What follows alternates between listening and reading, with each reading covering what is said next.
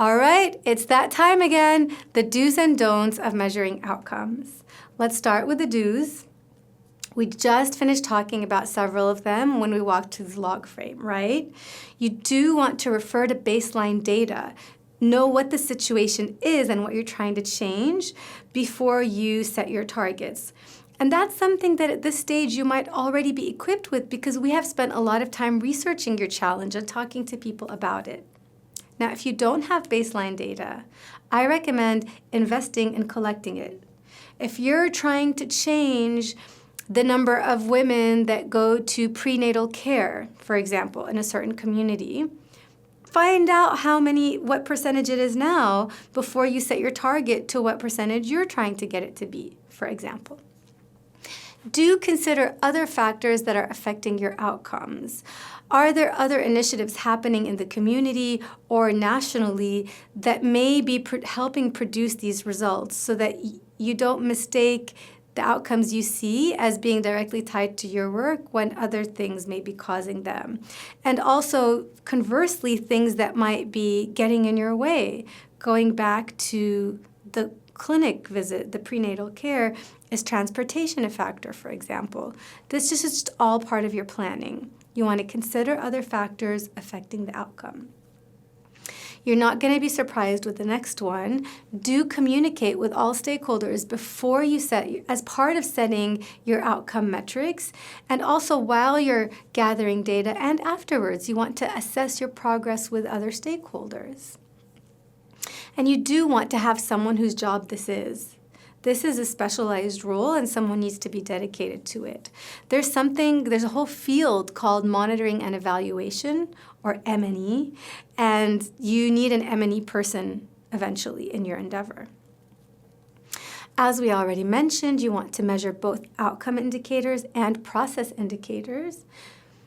And here's something I may not have explicitly said. You want to link it to the evidence base. For example, if your goal is to improve cardiovascular health by reducing indoor air pollution, you don't have to prove that reducing indoor air pollution improves cardiovascular health. You know that from your research. A lot of research have already proved that.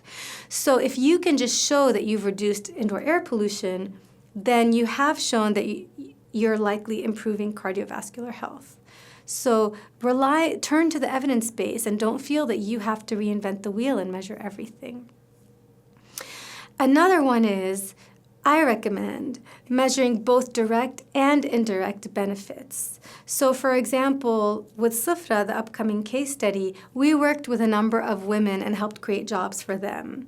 But I wouldn't report just that we're impacting these women, because I like to say, for example, if an average family in the refugee camp has 5 or 6 people, we're impacting the whole household. So I would say, okay, here are the number of women working with us. Here's the larger change we're creating.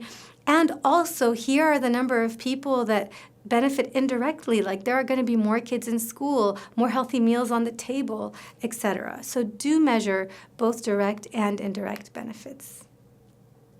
Now, some of the don'ts we've also covered a little bit before and may not surprise you. Don't do this as an afterthought. You want to decide early on what success looks like and how you'll measure it, and you want to integrate it into your work. It needs to happen inherently. You don't want it to be an extra step of your work, but rather as part and parcel of implementing your work, the data is collected. And that will look different for each venture. So don't forget to budget time and money for this part. Like if you need someone to create a monitoring and evaluation system, and by the way, that can be as simple as an Excel sheet. I don't want you to think it has to be something fancy, but like you need someone to manage that, to input the data, to develop the system about what data is being collected and where and when and by whom and how we're going to analyze it and share it. So remember to budget time and money for all this. And don't confuse inputs with outputs. In public health, there have been all too many organizations that have said, we're eradicating malaria by distributing bed nets, and here's the number of bed nets we've distributed. Number of bed nets distributed is an input. It is not an output. It is not social change. Some people have literally used those bed nets as wedding dresses and wedding veils, or have just thrown them aside and not used them, or have used them incorrectly so that they're not being protected from mosquitoes that might bite them at night while they're sleeping and give them malaria. So, a correct output would be number of people successfully using bed nets, for example. That's just an example I came up with, but just don't confuse inputs with outputs.